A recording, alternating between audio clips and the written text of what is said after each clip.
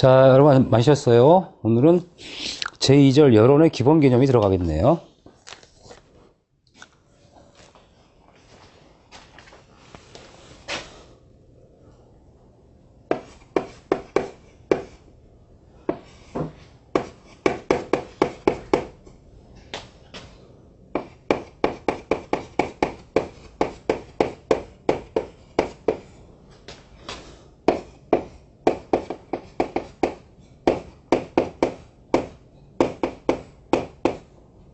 자, 그 여론의 기본 개념이라는 것은 이제 여력량과 비율이 나와요.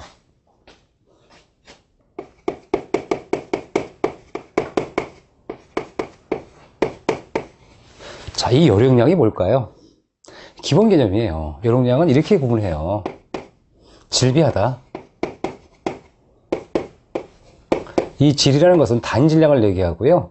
비율은 아까 공부했던 어떤 물질 1kg을 1도씨 또는 어떤 물질 1켈빈을 올리는 데 필요한 열량을 얘기하는 거예요.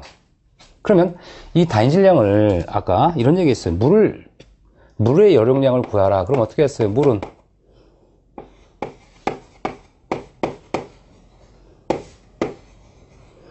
1m 세력당 1000kg이죠?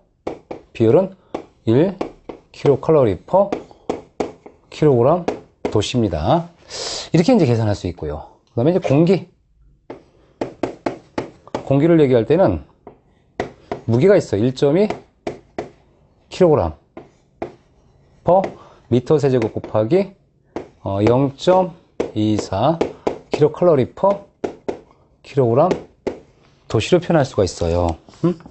자, 근데 이제 우리가 보통 SI 단위라고 나오죠. 그럼 SI 단위는 최근에 이제 국제 단위로 이제 표현을 하는데요. 이 열량 단위를 킬로줄 단위 써요. 근데 우리가 1kcal. 이 킬로칼로리는 약 4.2 킬로줄이에요. 요것만 잘 기억하시면 돼요. 잘 기억하시면 돼. 그러니까 1kcal에다가 4.1 곱하면 되는 거예요. 이렇게 해서 요것만 잘 기억하시면 될 것 같아요. 이 단위 환산을 좀 말씀드릴게요. 우리가 이제 단위 환산은 기본적인 약속 규정인데 혹시나 이제 계산 문제 유형이 좀 어려우셔서 포기하신다 그러면 몰라도 돼. 그래요? 근데 우리는 계산 문제를 꼭 알고 가셔야 된다라고 할 때 꼭 아셔야 되고요. 그럼 이 단위 환산은 우리가 1와트라는 게 나와요. 1와트라 하는 그 열량 단위, 에너지 단위는 1줄 per 세크라 그래서 1초 동안 1줄의 일을 한 겁니다. 1초 동안 1줄의 일을 한 겁니다. 이거 꼭 기억해야 돼. 1와트는 1줄 per 세크다. 그럼 얘가 이 킬로라는 것은 10의 3승이에요. 만약 1kW다 그럼 어떻게 표현해야 돼요? 1kJ per 세크라고 표현을 해야 되는 거예요. 아, 그렇구나. 우리가 이 킬로와트라고 하는 개념은 10의 3승이거든요. 이렇게 이해하시고요. 근데 우리가 지금 줄이라고 하는 표현 있죠.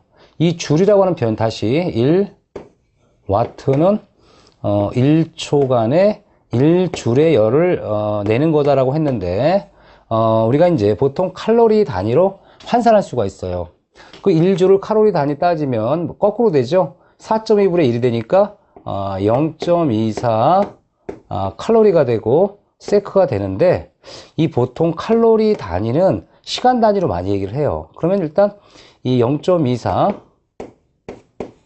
칼로리에다가 시간 단위는 3600분의 1 시간이 되겠죠. 1초라는 게. 그럼 얘를 계산하면 약 얼마가 나오냐? 약 864가 나오는데 860 칼로리 퍼 아워로 우리가 생각을 해요. 이런 게 이제 단위 환산이에요. 한 장 가다 보니 헷갈리죠. 그죠? 외우시면 돼요. 그래서 1와트는 1줄 per 세크고 결과적으로 이것은 860 칼로리 퍼 아워구나. 이렇게 이제 단위 환산을 이제 이해하시면 돼요. 근데 이거 단위 환산 몰라도 돼요. 왜냐면 이거는 수압은 반드시 알아야 되지만 이거는 계산 문제 유형을 우리가 이해하시려는 분들한테는 필요하고요. 계산 문제 우리가 설립에서 2문제 나오는데 다 무시하겠다. 계산 문제 단위가 나오면 몰라도 돼요. 그러니까 단위 환산을 꼭 이렇게 물어보는 사람이 있기 때문에 혹시나 해서 제가 설명을 드리는 것 뿐이에요. 그럼 현재 다시 올라가서 열용량은 질량 곱하기 비율이라고 했죠? 그 물과 공기 중에 어디가 더 열용량이 높아요? 얘가 더 크죠? 계산하면. 얘가 더 큽니다. 얘가 작아요. 그러면 이 열용량에 대한 의미를 생각하면 물은 1kcal라고 그랬죠? 근데 이 증기는 어떻게 될까? 증기는 이 비율이 더 작아요. 증기는 비율이 0.44 정도 돼요. 그럼 우리가 물과 증기 중에 어디가 열용량이 높을까? 물이 더 큰 거예요. 이해하시겠죠? 우리가 물은 분명히 비율이 얼마라고 1kcal 정도라면 증기는 한 0.44밖에 안 되니까 반 정도 이하로 떨어져요. 그 다음에 이제 얼음은 한 0.5 정도 가까이 돼요. 그러니까 우리가 상태별을 봤을 때 물과 그렇죠? 물, 그 다음에 얼음, 증기 보면 얘가 한 1 단위 생략하고 얘가 한 약 0.5 정도, 얘가 한 0.44 정도니까 이 비율이 틀리구나, 상태 변화에 따라. 그렇죠? 그래서 결과적으로 이 증기라는 게 물에 비하면 나중에 열용량 계산하면 증기가 훨씬 더 열용량이 작아져요. 열용량이. 요거 생각하시는 거예요. 그래. 우리가 증기는 분명히 굉장히 높은 열을 보이는 것처럼 느끼고 하지만 실제로 이 비율은 증기가 크지 않기 때문에 우리가 이 질량과 비율을 곱한 이 열용량 계산하면 증기가 훨씬 작구나. 물이 더 크고. 그렇죠? 자, 이렇게 기억하시면 돼요. 그럼 여기서 중요한 포인트가 있어요. 이 포인트가 뭐냐? 열용량의 특성인데 열용량이 큰 것, 열용량이 작은 것. 어떤 차이가 있느냐? 열용량이 큰 재료를 이용해서 우리가 난방을 하게 된다. 난방을 하는 개념은 뭐냐? 열용량이 큰 재료를 이용해서 난방을 하게 되면 서서히 가열돼요. 서서히 가열됐다가 서서히 식어요. 근데 열용량이 작은 것도 쓰면 어떻게 될까요?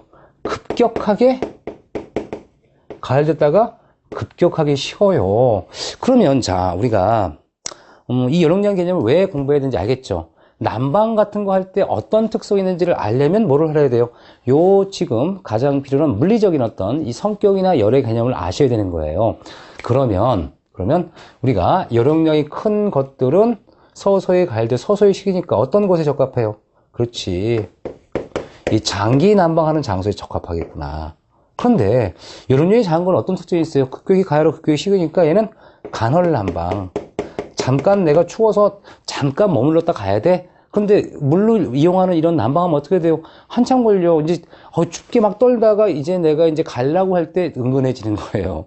그럼 의미가 없죠. 그러니까 이제 우리 장소를 선택해서 난방에 대한 공급을 생각할 때도 열용량이 큰 것인지 작은 것인지를 뭐에 따라 어떤 용도냐, 이 용도가 간헐적으로 사람들이 잠깐 왔다 가는 시설이냐 아니면 장기적으로 사람 있는 시설에 따라서 다른 방식을 택해야겠죠. 그래서 이제 열용량 개념이 필요했던 거야. 그래서 이런 공부를 해야 되는구나. 이 공부를 해야 되는 걸 알면 공부가 되는데 이걸 어디 쓸지 모른다 그러면 공부가 안 되거든요. 그 다음에 이제 비열은 아까 공부 충분히 했었죠. 비열. 자, 그 다음에 이제 현열과 자멸이라는 개념이 나와요.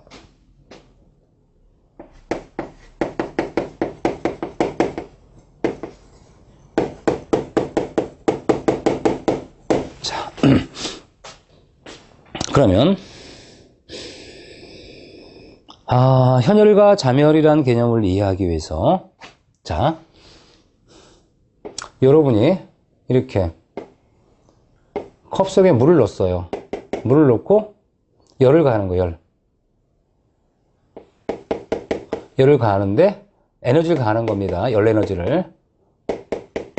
여기다가 수은주를 하나 올려놓고 수은주가 올라가겠죠?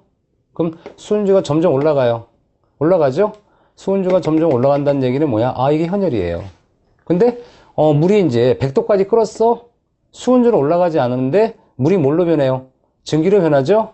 이때는 자멸이에요. 그러면 내가 분명히 에너지는 가했죠. 물을 끓이는데, 물을 온도를 올리는데 필요한 열과 내가 상태를 변화하는데 필요한 열량을 따로 계산할 수 있겠죠? 그래서 우리가 이 열은 전체 열은, 이 열은 전열이라 하고요. 이 전열을 잘 봤더니 전열은 뭐가 있다? 현열이 있고, 구분을 해보니 자멸이 있더라. 그 현열이란 건 뭘 얘기하는 거예요? 우리가 온도 변화에 수반하는 거. 온도가 변화는 하지만